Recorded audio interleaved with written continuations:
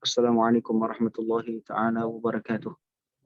Waalaikumsalam warahmatullahi wabarakatuh. A'udzubillah, bismillah, alhamdulillah, salatu wassalamu ala rasulullah, ma ba'da, la hawla wa la quwwata illa billahil aliyyil azim. Allahumma faqihna fid din wa 'allimna ta'wil, amin ya rabbal alamin. Para partisipan yang dimuliakan Allah Subhanahu wa taala, mari kita awali pertemuan kali ini dengan baca surat Al-Waqiah, surat Al-Fatihah. Al-Quran Sabil Mathani ila hadratin bina Muhammadin sallallahu alaihi wasallam wa alihi wasallam bizawji wa dhurriyyati wa ikhwani sallallahu alaihi wa sallam ma'an wa tabi'an tabi'an bina hadri amal muqarrabin al-qurban awalnya ta'alam wa ta'alim wa tazakkura wa tadhkir wa nafa wa intifa wa al-fatiha wa istifada wal hadrat masuk ke dalam sunnatu Rasulullah sallallahu alaihi wasallam doa dawudillahi khair ابتغاء مرضاتنا وقرب وثاب الرضوان وعلم صالحا وعلى ما نوينا وعلى من صالحا وعلى ما لم يسلفنا الرجال ولا الصلاح وعلى ما يحب سيدنا محمد صلى الله عليه وسلم ربنا ذو الجلال الكرام. الفاتحة. أعوذ بالله من الشيطان الرجيم. بسم الله الرحمن الرحيم. الحمد لله رب العالمين. إياك نعبد وإياك نستعين اهدنا الصراط المستقيم صراط الذين أنعمت عليهم غير المغضوب عليهم. Bismillahirrahmanirrahim. Qala mu'allif rahimahullahu ta'ala wa nafa'allahu bihi wa bi'ulumihi wa bi asari fi darain amin. Subhanaka la ilma lana illa ma 'allamtana innaka antal alimul hakim wa tub 'alaina ya maulana innaka antat tawwabur rahim. Rabbi shrah li sadri wa yassir li amri wa hlul 'uqdatam min lisani yafqahu qawli.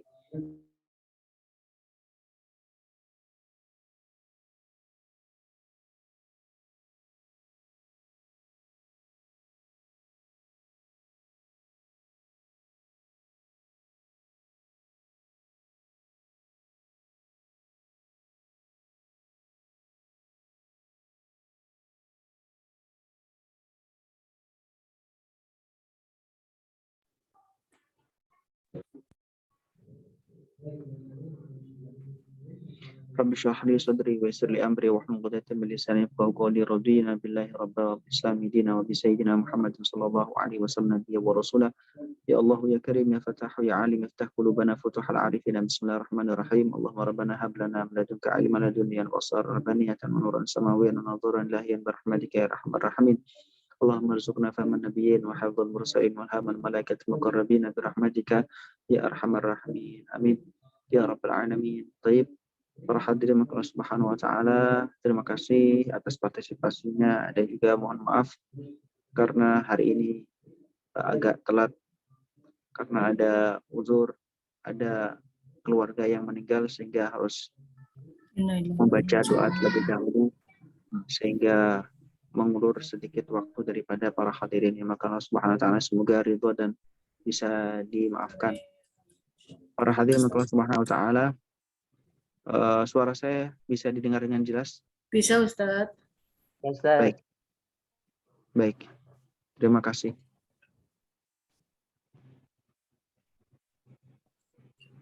Sebentar.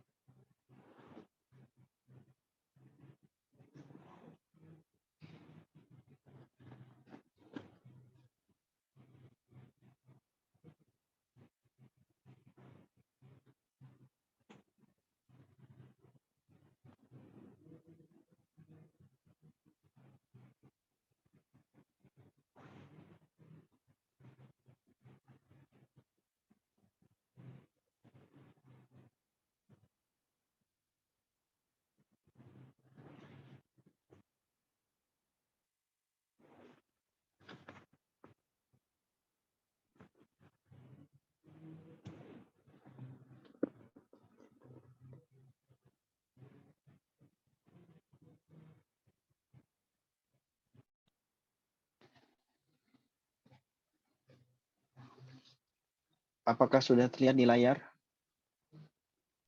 Belum Ustaz.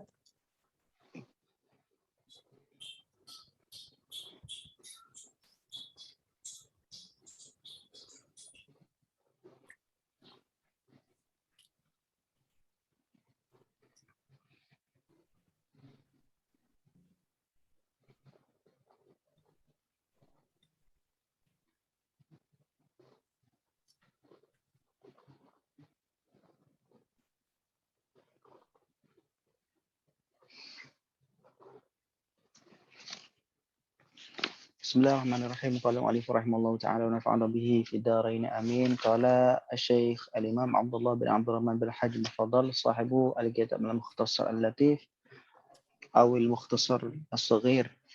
قال في باب أو الفصل قال في فصل في تجهيز الميت. Pasal menerangkan tentang merawat, memelihara, melayani terhadap orang yang sudah meninggal. Jadi pasal ini menjelaskan tentang apa kewajiban daripada orang muslim yang masih hidup pada orang muslim yang sudah wafat. Baik itu anak kecil, dewasa, ataupun lanjut usia. Dalam pasal ini menerangkan tentang hal-hal yang sifatnya adalah fardu kifayah, yang tentunya apabila dilaksanakan oleh sebagian daripada kaum muslimin, maka menyuburkan terhadap kefarduan ataupun kewajiban beban daripada kaum muslimin yang lain. Namun apabila tidak ada satupun daripada kaum muslimin melaksanakan daripada kewajiban ini, maka menjadi tanggungan bersama dosa daripada tidak melakukan prosesi daripada tajhizul mayit ini, merawat daripada mayit. Tajhizul mayyiti wa huwa ghusluhu wa takfinuhu wa salatu alaihi wa dafnuhu fardu kifayatin. Yang disebut dengan tajhizul mayyit. Ya. Tajhizul mayyit adalah maksudnya merawat daripada orang yang sudah meninggal. Baik, apa saja merawat daripada orang yang meninggal yang perlu dirawat apa? Pertama yaitu adalah memandikannya. Ya, memandikannya sebagaimana yang jamak kita ketahui. Memandikan dengan meratakan ke seluruh tubuh dengan menggunakan air yang bisa mensucikan, air suci dan mensucikan. Ya, mulai daripada ujung rambut sampai ujung kaki sehingga bersih. Dan yang memandikan adalah orang yang masih hidup. Baik. Kemudian yang kedua adalah takfinuhu. Wa takfinuhu yaitu adalah mengkafani. Mengkafani, memberikan pakaian kepada mayit berupa kain, kafan. Baik. Dan tentu mengkafani ini antara laki-laki dan perempuan itu berbeda. Laki-laki cenderung lebih sedikit kain yang dibutuhkan dibanding dengan perempuan. Lapisannya pun juga lebih hemat daripada perempuan. Karena ini kaitannya dengan bentuk tubuh perempuan dan laki-laki tentu berbeda. Kemudian yang ketiga, tajhiz, yaitu adalah as-salatu alaih, mensolati. Mensolati terhadap mayit, orang yang sudah meninggal ini. Tentu mensolati ini setelah dibersihkan, disucikan dari hadas besar dan hadas kecil, dari najis, baik yang tampak ataupun yang tidak tampak, ainiyah ataupun hukmiyah. Setelah itu dikafani, baru kemudian disolati. Baik, menyolatinya caranya berbeda dengan sholat yang biasa dilakukan sehari 5 kali, berbeda dengan sholat maktubah, beda dengan sholat sunnah qabliyah ataupun ba'diyah ataupun sholat sunnah tahajud. Sholatnya ya ini dilakukan dengan 4 kali takbir. Nanti masing-masing akan dijelaskan. Masing-masing setelah takbir pertama, kedua, ketiga akan dijelaskan setelah pasal ini. Kemudian wadafnuhu, menguburkan, memendam terhadap jenazah ataupun mayit tadi. Tajhizul mayit yang isinya 4 hal ini, mulai daripada memandikan, mengkafani, mensalati, dan menguburkan adalah fardu kifayah. Baik. Wa aqallu ghuslihi, paling sedikitnya memandikan, apa minimalnya? Ta'mimu badanihi sya'aran au sya'ran wa basharan bil ma'il khalis ba'da izalatin najasati. Paling minimnya, at least ketika memandikan mayit, itu adalah meratakan seluruh badannya. Baik itu berupa sya'aran, berupa kulit, ataupun basharan. Sya'aran berupa rambut, wa basharan dan kulit. Baik, rambut dan kulit, setiap daripada rambut kulit, itu semuanya dibasahi dengan menggunakan air, bilma'i, air. Al-khalisi yang murni, maksudnya adalah tahir mutahhir. Tentu menghilangkan terhadap apapun yang sifatnya najis dan juga termasuk kotoran yang ada di dalam tubuhnya. Tapi meratakannya itu setelah sempurnanya menghilangkan najis. Kenapa kok seperti itu? Agar tidak menjadi mutanajis. Kalau najisnya belum dihilangkan, kemudian disiram seluruh badan, airnya tercampur dengan najis yang belum dibersihkan, maka jadinya air mutanajis. Ketika airnya mutanajis, maka tidak bisa mensucikan terhadap badan atau tubuh jasad daripada mayit. Sehingga proses meratakan air itu dilakukan setelah sempurna menghilangkan najis. Ya. Wa amal kafanu, kemudian sedangkan yang disebut mengkafani itu fa'aqalluhu, paling sedikit atau minimnya ma yasuruhul aurah, yang cukup untuk menutup aurah. Ya, ma yasurul aurah, yang cukup untuk menutup aurat.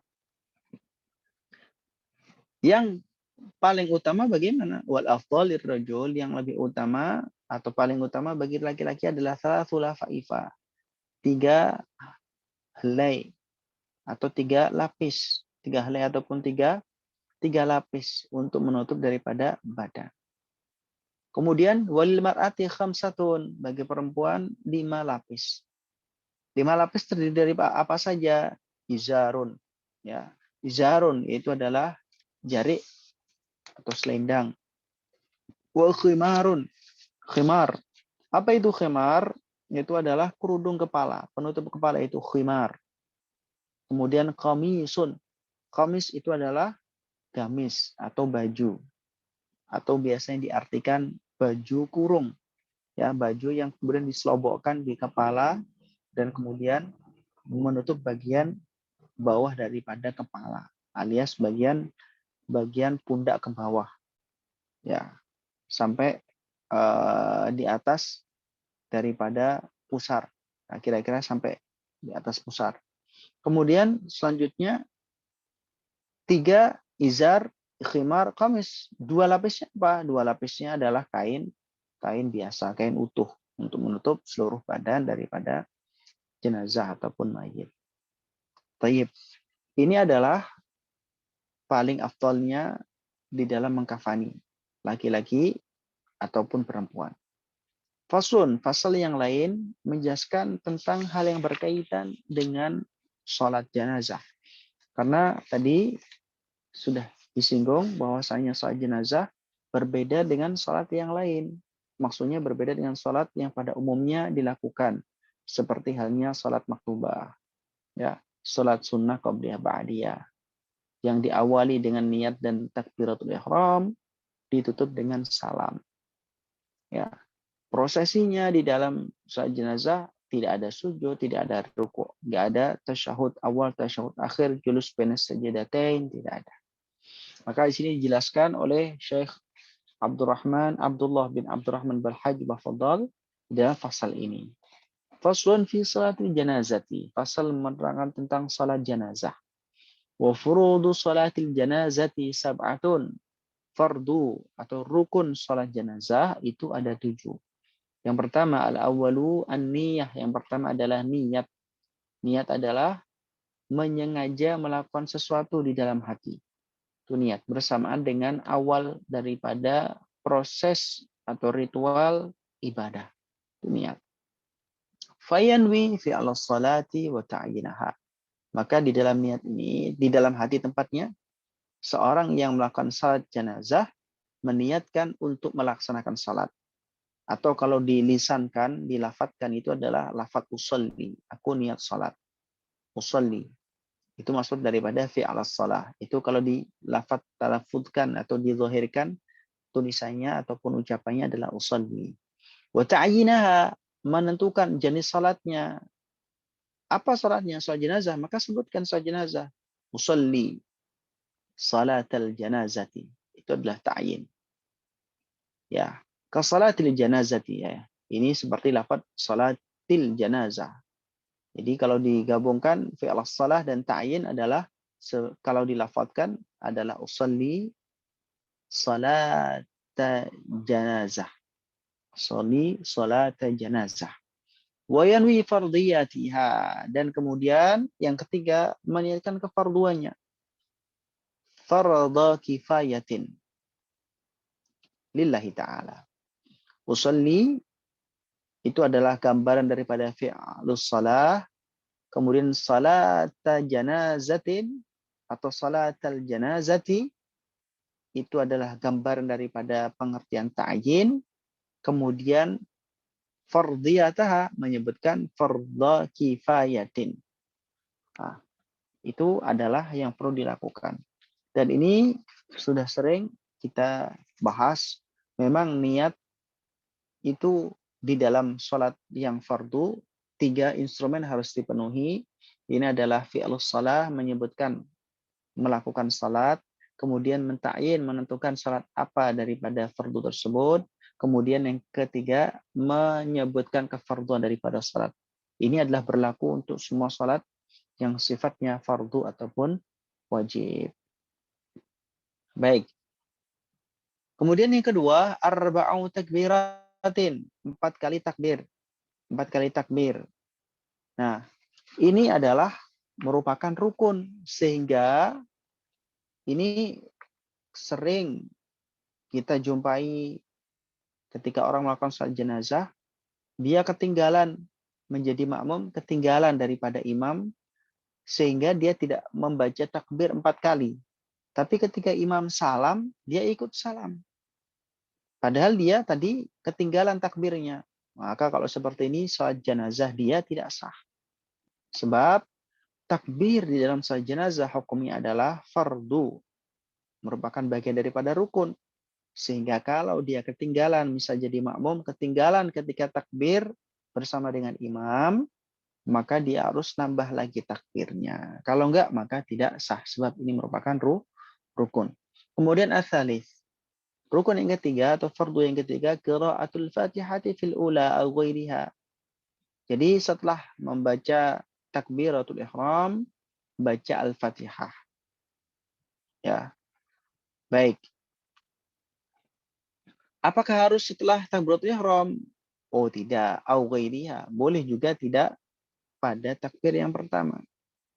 Ya, misalkan pada takbir kedua baca Fatihah. Ya, nggak apa-apa. Ar-rabi' yang keempat, as-salatu ala nabi, membaca salawat pada Rasul An-Nabi sallallahu alaihi wasallam ba'da tsaniyah, setelah takbir yang kedua. Bagaimana lafaz daripada salawat? Bebas. Makan tetapi akan lebih baik kalau membaca salawat yang diajarkan oleh Rasulullah, salat Ibrahimiyah. Allahumma salli ala Muhammad wa ala ali Muhammad kama shallaita ala ali Ibrahim wa ala ali Ibrahim. Ya. Atau dengan tambah sayyidina apabila mengikuti pendapat yang menyunahkan membaca tambahan sayyidina. Allahumma shalli ala sayyidina Muhammad wa ala ali sayyidina Muhammad kama shallaita ala sayyidina Ibrahim wa ala ali sayyidina Ibrahim. Baik. Kemudian al-khamis, yang kelima, ad-du'a. Rukun yang kelima atau fardu yang kelima adalah ad-du'a lil mayyit ba'da tsalitsah, setelah takbir ketiga, baca yang namanya doa. Biasanya menggunakan doa yang masyhur kita baca Allahumma fillahu warhamhu wa'afi wa'afu anhu dan seterusnya. Ada versi panjangnya, ada yang versi sedangnya, ada yang versi pendeknya. Ala kulli hal substansinya adalah mendoakan terhadap mayit. Kemudian yang kelima al-qiyamu lil qadir. Ya, al-qiyamu lil qadir, berdiri bagi orang yang mampu. Kemudian as-sabi' as-salam, mengucapkan salam sebagai penutup daripada salat jenazah. Itu adalah rangkaian daripada salat jenazah. Tidak perlu yang namanya rukuk sujud ataupun tasyahud awal, tasyahud akhir ataupun julus duduk di antara dua sujud. Tidak perlu. Nah, berbeda dengan salat maktubah. Maka kalau ketika salat jenazah, safnya itu agak dipepetkan, antara saf depan dan belakangnya itu agak dimepetkan karena tidak ada ruku dan sujud, sehingga lebih baik dimajukan sehingga agak rapat menuju dengan saf depannya, saf belakangnya rapat dengan saf depannya. Dan kalau bisa dibentuk safnya 3 rakaat, tiga saf. Safnya dibentuk tiga barisan, 3 barisan. Ya, ini mengikuti daripada hadis Rasulullah Sallallahu Alaihi Wasallam, barang siapa yang disalati dengan 3 saf maka diampuni oleh Allah Subhanahu Wa Taala, atau sebagaimana sabda Rasulullah Sallallahu Alaihi Wasallam. Faslun, pasal selanjutnya ini adalah faslun menjelaskan tentang bagaimana cara melakukan penguburan jenazah. Faslun fi kaifiyatid dafni, tata cara daripada menguburkan.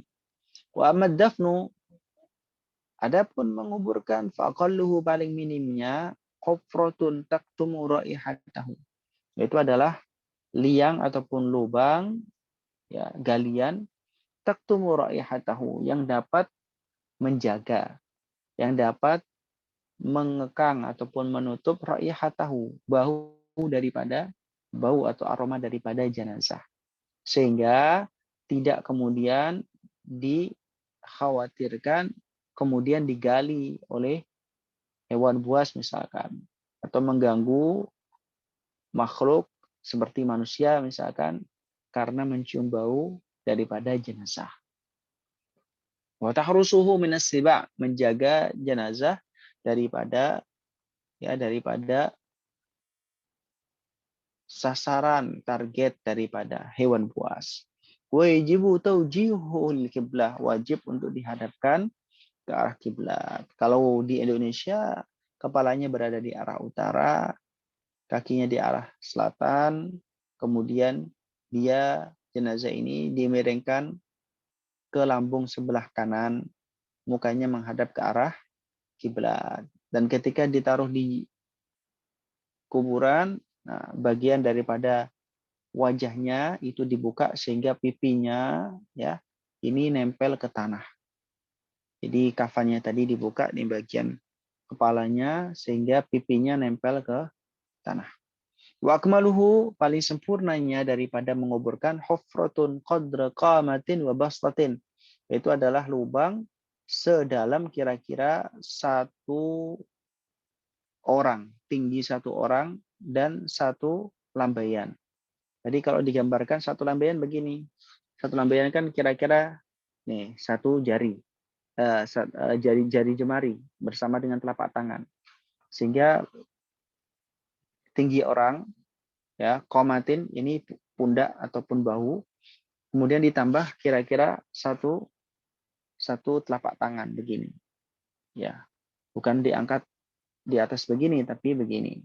Nah, sehingga ketika nanti orang yang menerima jenazah alias yang berada di liang lahat atau di lubang galian tadi itu tidak terlalu jauh, tetap bisa menerima dari arah atas dan mudah, dan itu cukup untuk menjaga daripada aroma jenazah serta gangguan daripada hewan buas. Ya, Itu maksud daripada qamatin wa bastatin. Wa huwa arba'u azru'in wa nisf. Kira-kira ya arba'atu azru'in, 4 zira' dan setengah. Jadi 4,5 zira'. Kalau kita katakan zira' itu adalah setengah meter, maka 4,5 zira' itu adalah 2 meter seperempat. 2 meter seperempat. Ya. Ya kira-kira 2 meter seperempat itu rata-rata tinggi orang Indonesia ditambah lagi dengan tambahan berapa itu. Nah, tergantung bagaimana tingginya. Ini kenapa kok seperti itu hitungannya? Ini kaitannya sama mudahnya orang yang nanti itu menerima jenazah di galian, menerima dari atas. Sehingga tidak terlalu dalam, tapi juga tidak terlalu rendah. Nah, itu kira-kiranya sudah setinggi badan manusia. Normal lah. Kalau di sini disebutkan 4,5 ataupun qadra qamatin wa basatin, satu pundak, satu orang berdiri ditambah bastatin. Baik, saya ulangi lagi. Qadra qamatin, tinggi orang ditambah 1 zira', tinggi orang. Saya tadi sebutkan tingginya qamah itu bahu ataupun dahi, bahu ataupun pundak. Ya, saya ralat. Jadi tinggi itu adalah ya sampai atas badan, sampai atas kepala, kemudian tangannya begini. Kalau ditambah bastotin, satu lambaian berarti begini. Nah, jadi bukan begini tapi begini. Ya, baik. Jadi kira-kira seperti itu. Kalau dizira'kan 4,5 zira', ataupun kalau dimeterkan ya 2 meter seperempat. Wa yahrumu an-nadbu bi ta'dili syama'ilil mayyiti. Dan hukumnya adalah haram. An-nadbu. Apa yang dikatakan nadbu? Yang dikatakan nadbu adalah meratapi mayit. Jadi nangisnya itu tak terkendali, tak terkontrol, over atau hiper. Sehingga ini menjadikan hal yang tidak baik, menimbulkan fitnah. Bahkan di dalam hadis Rasulullah Shallallahu Alaihi Wasallam bahwasanya ada hadis yang dikatakan oleh Rasulullah, beliau bersabda, mayit itu diazab sebab nangisnya orang yang hidup. Ini adalah nangis yang tidak diperkenankan, yaitu an-nadbu. Ini nangis yang sangat over lah. Ya. Kemudian bita'adi di syama'il mayit, nangis, teriak-teriak, ya, jerit-jerit, jungkal-jungkal, punya nangis yang over sambil ta'dil, menghitung-hitung atau menyebut-nyebut kebaikannya. Jadi nangis yang over ini tidak diperkenankan. Ya. Semisal dia sambil nangis yang keras ataupun nangis yang sangat tadi, yang over tadi, mengucapkan ya wasidah. Apa wasidah artinya? Wahai pemimpin, wa kahfah, wahai pelindung. Nah, ini adalah ekspresi yang berlebihan. Ketika dia nangis dan nangisnya over, teriak-teriak sambil mungkin mukul-mukul badannya atau kepalanya, sambil kemudian menarik-narik rambutnya, ya, ekspresi yang berlebihan ini yang tidak diperkenankan. Baik. Wa yahrumu an-nauhu. Juga haram untuk nauh, ya, mengeraskan suara, teriak-teriak sambil meratapi daripada kepergian jenazah itu. Ini juga enggak boleh. Ya, bedanya kalau nauh itu tidak nangis, nah, tapi dia teriak-teriak. Nah, beda sama nadab tadi. Baik. Suaranya dikeraskan, teriak-teriak. Itu nauh. Terus kemudian wa huwa raf'us sauti bin nadbi. Ini adalah mengeraskan suara bin nadbi. Nah, nauh ini adalah ekspresi. Kalau nadab itu kan nangisnya. Ya, nauh itu teriaknya. Ya, biasanya nauh ini bersamaan dengan nadab. Maka dikatakan raf'us sauti bin nadbi. mengeraskan suara binadbi dengan nangis. Nangis sambil teriak-teriak. Nah, ini adalah haram juga. Wa yahrumu al-jaza'u. Ya, haram juga al-jaza'. Al-jaza' itu adalah memukul-mukul ataupun mengekspresikan kesusahan. Mengekspresikan kesusahan bidarbi sadri dengan pukul-pukul dadanya. Wal khaddi memukul-mukul pipinya, menampar-nampar dirinya sendiri, menampar badannya, menawar dadanya, menampar pipinya sendiri. Wa nasri sya'ri ataupun wa nasri sya'ri. Yani kemudian mengacak-ngacak, ngacak-ngacak, ya, menjambak-jambak rambutnya sendiri. Wa syaqqil jaybi, merobek-robek, ya, merobek-robek daripada kain. Al-jaib itu adalah ya saku lah. Kira-kira kalau sekarang diterjemahkan saku. Jadi sakunya dirobek-robek, pakaiannya dirobek-robek. Wa tarahir ramadi al-ra'si, melemparkan ramad. Ramad itu adalah abu. Al-ra'si, di atas kepala. Ya, ekspresi daripada kekecewaan. Ekspresi daripada kesusahan yang berlebih. Ekspresi daripada kesedihan yang over. Sehingga menunjukkan dia itu tidak ikhlas dengan apa yang ditetapkan oleh Allah Subhanahu wa taala. Seolah-olah dia mengekspresikan protes pada Allah Subhanahu wa taala yang kemudian mengambil orang yang dia sangat cintai. Ini adalah sesuatu yang diharamkan. Kemudian wa nahwi dzalika, dan semisalnya daripada ekspresi-ekspresi yang dapat menimbulkan, ya, yang dapat menimbulkan fitnah, ya, ekspresi-ekspresi yang dilarang oleh aturan Allah Subhanahu wa taala, ekspresi yang memberikan indikasi untuk kemudian tidak ikhlas, tidak ridho dengan takdirnya Allah. Padahal ridho dengan takdirnya Allah termasuk daripada iman, rukun iman. Ini al-iman an tu'mina billah wa malaikatihi wa kutubihi wa rusulihi wa min akhir wal qadri khairihi wa syarrihi. Nah, itu adalah pasal yang bisa kita diskusikan pada malam hari ini. Semoga bisa difahami daripada 4 pasal yang kita baca barusan. Barangkali ada yang mau ditanyakan, bebas silahkan kalau ada yang mau bertanya.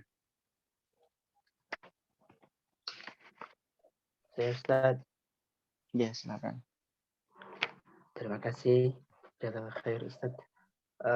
Tadi yang saya tanyakan tentang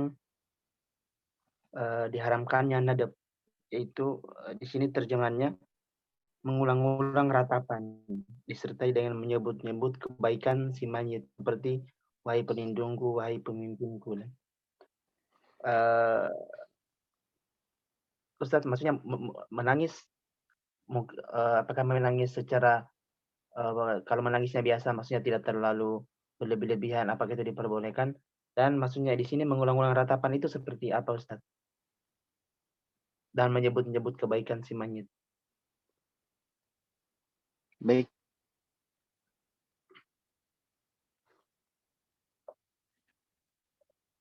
Baik, ada lagi yang mau ditanyakan? Yang lain? Ustaz, yang kedua juga, afwan, hukum kan saya sering menyaksikan di sekitar daerah saya itu kalau ada orang meninggal, orang diazankan begitu. Jadi ketika sudah ditimbun tanah, ketika sudah mau sempurna tanahnya tertutup semua, ada orang azan untuk si mayit begitu. Itu maksudnya apakah hukumnya boleh dan apa manfaatnya begitu Ustaz bagi si mayit dan bagi orang yang masih hidup? Syukran Ustaz.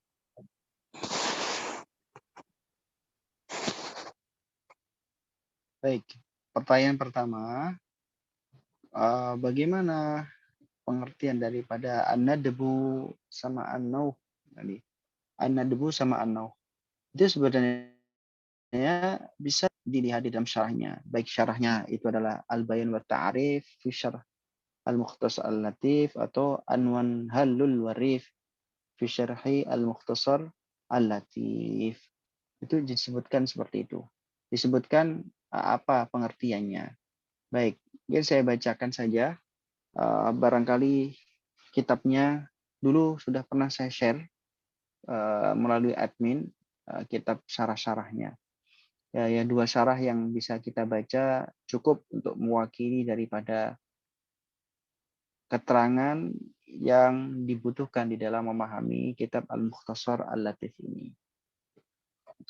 Jadi di sini, di dalam syarah Al-Bayan wa Ta'rif dikatakan wa yahrumu an-nadbu bi ta'didi syama'ilil mayyiti nahwu wa sayyidah wa kahfah.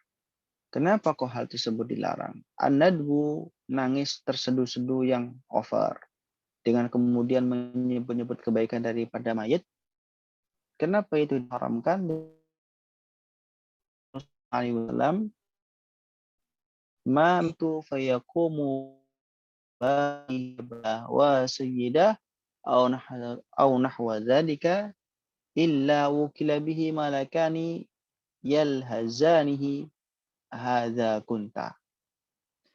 Kata Rasulullah Shallallahu Alaihi Wasallam, kalau ada seorang mayit kemudian ditangisi sampai kemudian tangfar dengan sebutan, wah ini adalah orang yang sangat berjasa di dalam hidupku, ini adalah tuanku, dia adalah orang yang baik. Dia seolah-olah tidak terima dengan apa yang ditetapkan oleh Allah.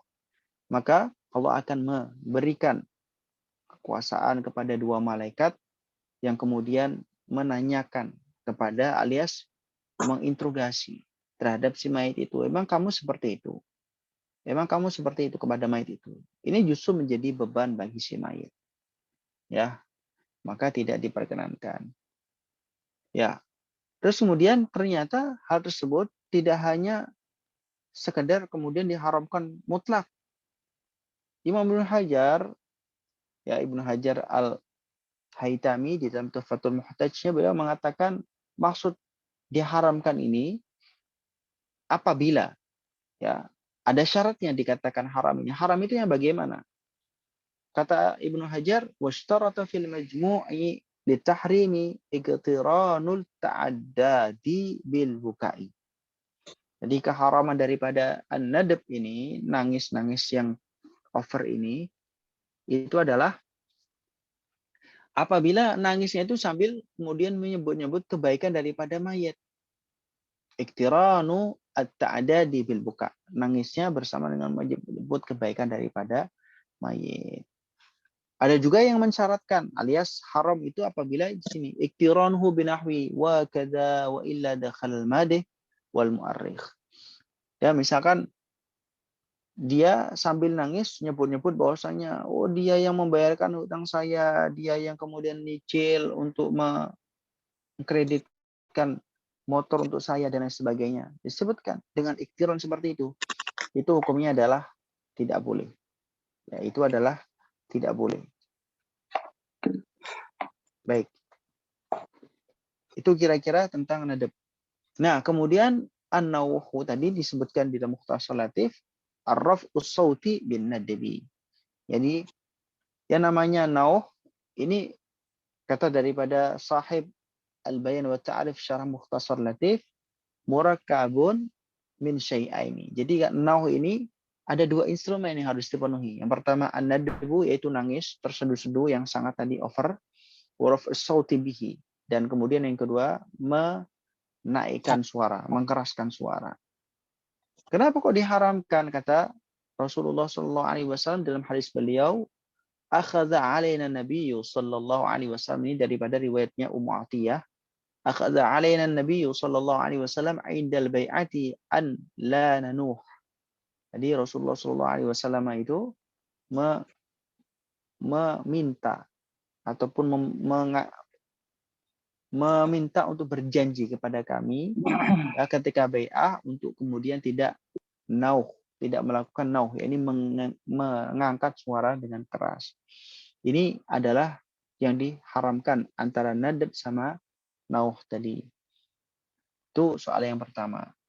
Dan soal yang kedua, setelah seorang dikuburkan di kampung kemudian diazani, itu apa fungsinya? Nah, azan ketika saat orang dikuburkan ini adalah sebenarnya untuk mengingatkan bahwasanya kita termasuk mayit itu akan tiba masanya. Akan tiba masanya ketemu dengan ajalnya. Nah, azan itu adalah sebagai bentuk isyarat untuk kita sebagai yang masih hidup, maksudnya si yang masih hidup, orang yang mengantarkan yang masih hidup itu, bahwasanya kita akan masuk kepada level ataupun pada fase di mana kita akan meninggalkan semuanya. Maka di situ ada di dalam azan kan ada Allahu Akbar, Allah Akbar, asyhadu an la ilaha illallah, asyhadu anna Muhammadar Rasulullah dan seterusnya. Bahkan kemudian ada hayya 'alas shalah, hayya 'alal falah, mengingatkan bahwasanya semua itu akan dipertanggungjawabkan dengan azan itu. Nah, itu adalah mengingatkan. Jadi isyarat kepada yang masih hidup ataupun yang sudah wafat untuk kemudian memperhatikan terhadap apa yang ada di dalam azan itu. Baik, itu kira-kira yang bisa saya sampaikan, dan itu bisa dilihat di dalam dalil-dalil, ya, di dalam dalil-dalil terkait alasan azan. Ya, azan ini apakah wajib ketika menguburkan? Tidak wajib. Ya. Jadi kalau azan silahkan, nggak azan juga silahkan. Baik, kira-kira seperti itu. Ada lagi yang tanyakan? Semoga Ustadz, bisa menjawab. Baik. Ya, Ustadz, di sini kan dijelaskan ya, ad-du'a lil mayyit ba'da tsalisah, setelah takbir ketiga ya. Setelah takbir keempat kan tidak dijelaskan ya oleh. Betul. Kalau kita kan diajarin dari dulu Allahumma la tahrimna ajrahu. Betul. Penjelasan. Baik. Masalah Allahumma la tahrimna ajrahu atau setelah takbir keempat itu tidak wajib, bukan rukun. Jadi kalau ditambahkan bagus, tapi kalau enggak dibaca tidak masalah. Misal, kalau misalkan kita mengikuti sholat jenazah di sebagian tempat, setelah takbir keempat langsung salam. Contohnya ketika kita umroh ataupun kita haji, kita ikut jamaah di Masjidil Haram, Masjid Nabawi, hampir setiap selesai salat, ya hampir setiap selesai salat itu ada sholat jenazah. Dan itu ketika setelah takbir keempat, itu langsung salam. Assalamualaikum warahmatullahi wabarakatuh. Assalamualaikum warahmatullahi wabarakatuh. Sepertinya, ya kita kan nggak tahu. Sepertinya tidak ada doa yang dibaca oleh imam setelah takbir keempat. Nah, setelah dicari-cari kita fikih, ya memang itu adalah tidak wajib. Ya, tidak wajib maksudnya bukan termasuk rukun. Dilakukan itu bagus, kalau nggak dilakukan juga nggak masalah. Tidak membuat salatnya itu batal ataupun tidak sah. Begitu. Baik, ada lagi yang ditanyakan? Ada pertanyaan dari... Bisa diterjemah ulang Pak Ustadz? Yang mana? Yang fa'aqallu hafratu taktumu ra'ihatun. Nah, ini saya belum mudeng. Kalau hafratun itu kan lubang. Iya. Taktumu, maksudnya taktumu itu yang menyimpan. menjaga itu ya. Menyimpan, menjaga, melindungi, mencegah, menutup. Ra'ihatan, ra'ihatahu. Ya, ra'ihatahu itu adalah bau, aroma. Oh, bau itu. Daripada riha atau sariha ya, gitu ya. Betul. Ya. Daripada jenazah. Ya, iya. bau ataupun aroma daripada jenazah. Sehingga tidak menimbulkan fitnah. Kemudian yang ini Pak Ustadz, apanya as-sama'il, as-syama'il. Artinya seluruhnya atau syama'il itu? Syama'il, maksud daripada syama'il di situ hal yang mencakup. Hal yang mencakup. Ya, hal yang mencakup. Jadi kebaikan kan banyak. Ya, yang disebutkan ya yang diantara kebaikan itu. Jadi makanya ada kitab Syama'il al-Muhammadiyah. Itu adalah hal-hal yang tercakup dalam perjalanan hidupnya Rasulullah SAW, baik ucapan, baik tindakan, baik persetujuan atau ketetapan, itu syama'il. Sikap, sifat, ya, itu adalah syama'il. Jadi yang disebutkan apakah semuanya? Ya enggak semuanya. Sebagian pun kalau disebutkan yaitu namanya syama'il juga. Baik. Terus kami masih ada lagi Pak Ustadz, 2 lagi nih. Ya. Sayyidahu dengan apa kahfahu apa gimana nih? Ya. Wa sayyidah, ya. Tuan kami udah ya. Ya, betul. Jadi wahai Tuhan kami, kafah, wahai pelindung kami. Oh gitu. Kahf. Kahf itu dari kata-kata kahfun. Kahfun artinya itu gua. Gua. Iya gua. Ya. Nah, gua itu kan Tempat pelindung ya. di antara fungsinya adalah melindungi. Kalau sekarang ada namanya bunker. Iya. Oke, jazakallahu khairan insyaallah. Wa iyyakum. Baik, ada chat yang bertanya, Assalamualaikum Ustaz, saya pernah mendengar bahwa ucapan salam Assalamualaikum warahmatullahi wabarakatuh itu hanya untuk salat jenazah saja. Sangat untuk salat lain itu Assalamualaikum warahmatullahi saja tanpa wabarakatuh. Tapi ada juga yang mengatakan baik salat jenazah maupun salat lainnya menggunakan wabarakatuh penjelasan yang akan benar. Jawabannya adalah sama-sama ada yang mengatakan. Jadi nggak ada yang benar, nggak ada yang salah karena memang ada yang mengatakan pendapat tersebut. Tapi kalau misalkan Imam Syafi'i, maksudnya mazhab Syafi'i, itu disunahkan di dalam salat jenazah itu baca salamnya Assalamualaikum warahmatullahi ditambah dengan wabarakatuh. Nah, kalau berlaku di salat jenazah, kalau salat maktubah ya, selain salat jenazah ya Assalamualaikum warahmatullahi gitu aja. Baik. Ya, yang benar yang mana? Semuanya benar. Kilahuma sahih. Karena ada pendapat yang mengatakan seperti itu. Baik, itu bisa dibaca di dalam kitab Al-Bajuri, Hasyiyah Fathul Qarib Al-Mujib fi Syarhi Al-Fadhi Takrib. Ya. Baik. Ustaz, kalau baca salawatnya setelah takbir pertama, sedangkan takbir kedua dan ketiga baca doa, boleh nggak? Soalnya ada yang saatnya seperti itu, salawatnya dibandingkan dengan Fatihah. Jadi begini, Fatihah itu bisa dibaca setelah takbiratul ihram pertama. Takbiratul ihram itu rukun ya, rukun salat jenazah juga termasuk adalah takbiratul ihram. Itu setelah takbiratul ihram baca Al-Fatihah. Boleh.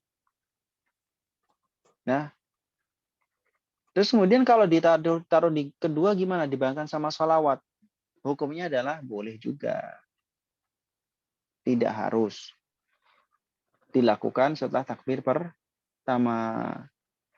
Tadi kan disebutkan di dalam kitab, redaksinya kan menyebutkan bahwasanya ketika menyebutkan rukun tadi yang pertama, rukun daripada salat, al-awwal an-niyah fa fi al-salati wa ta'yinaha ka salatil janazah wa in fardiyataha. Atsani arba'at takbiratin, ats-tsalits qira'atul Fatihah fil ula au ghairiha.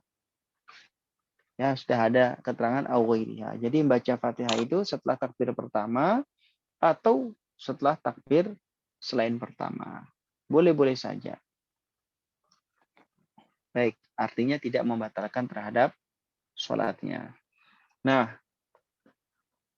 disebutkan di dalam syarah, ya, yang nggak jauh beda sebenarnya penjelasannya terkait dengan pembacaan surat Al-Fatihah.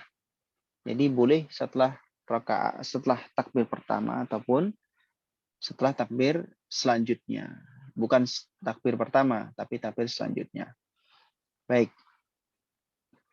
Di sini kan dikatakan, di syarahnya kan, asal qiraatul Fatihah au badaliha in ajaz anha wa tasihhu qiraataha wa tasihhu qiraataha. Baik. Nah, disebutkan seperti itu di dalam syarahnya. Ah,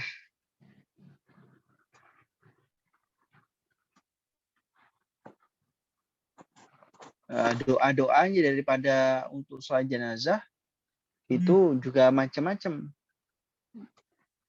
Ya, terserah membaca yang mana. Ala kulli hal, kalau pertanyaan tadi dikatakan setelah selain takbir pertama baca Fatihah,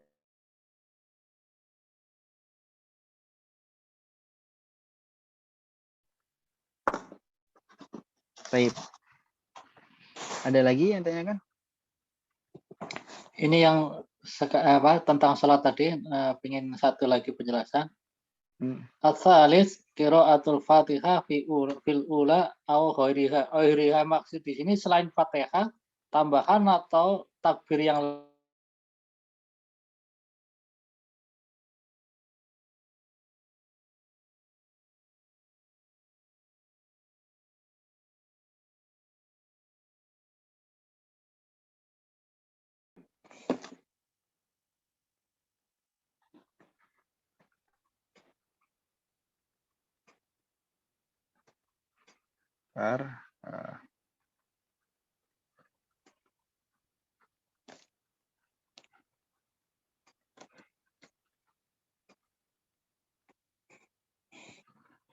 Ada di halaman 300.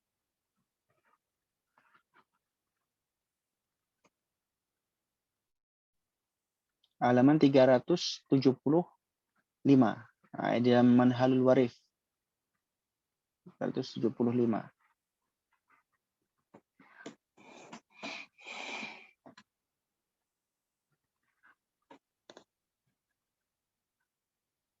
Nah, keterangannya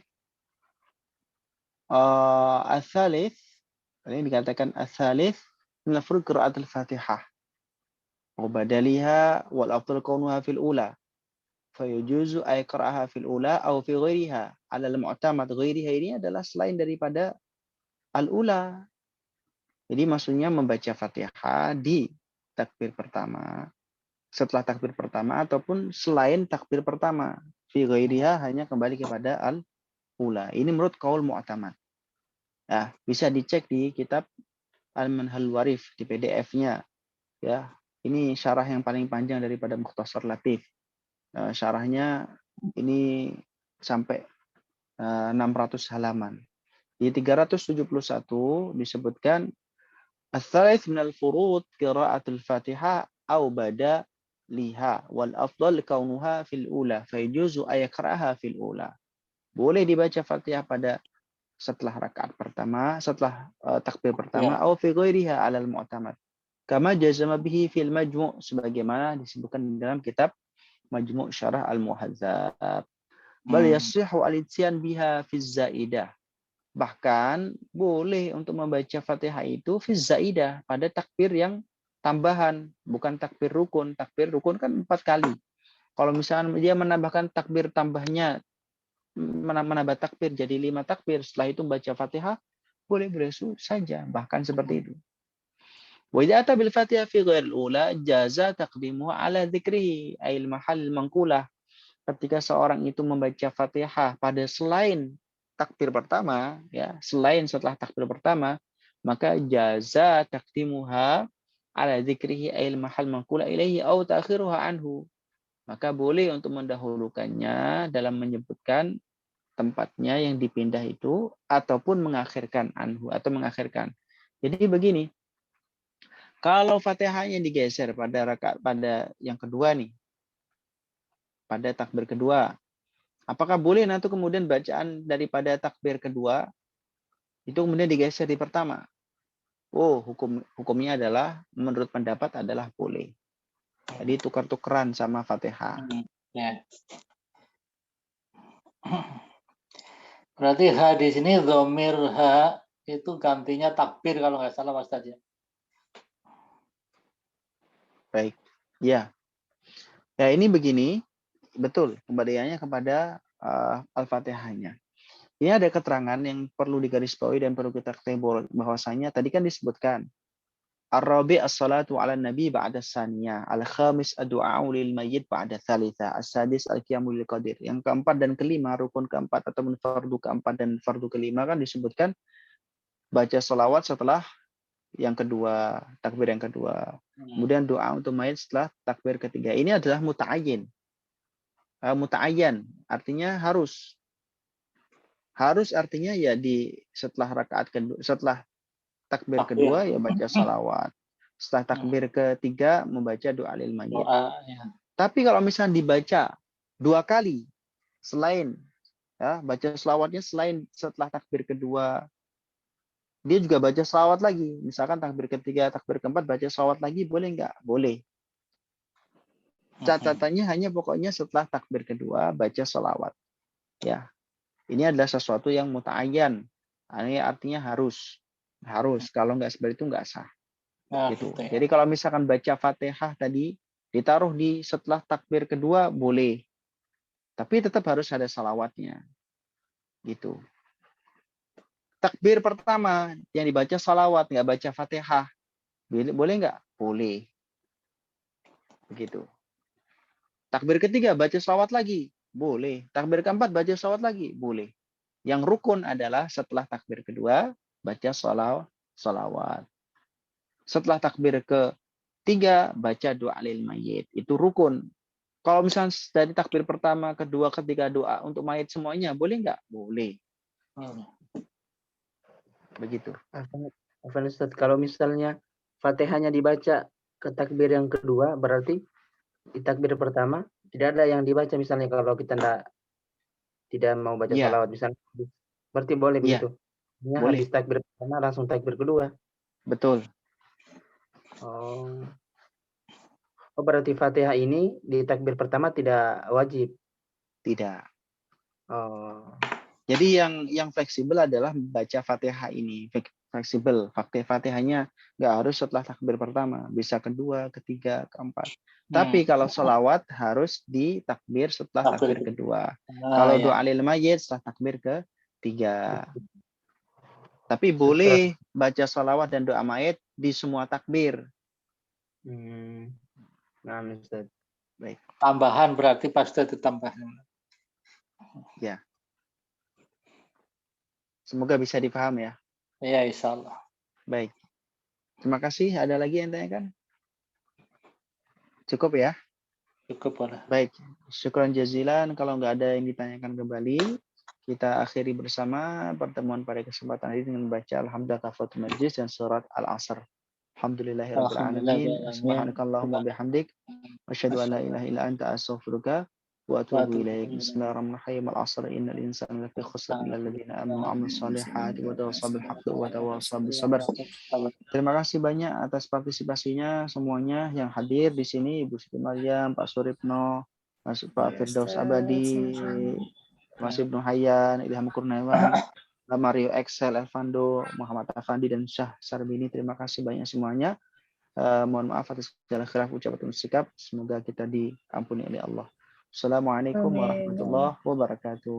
Waalaikumsalam warahmatullahi wabarakatuh. Jazakallah khairan, Pak Ustaz. Jazakallah Ustaz.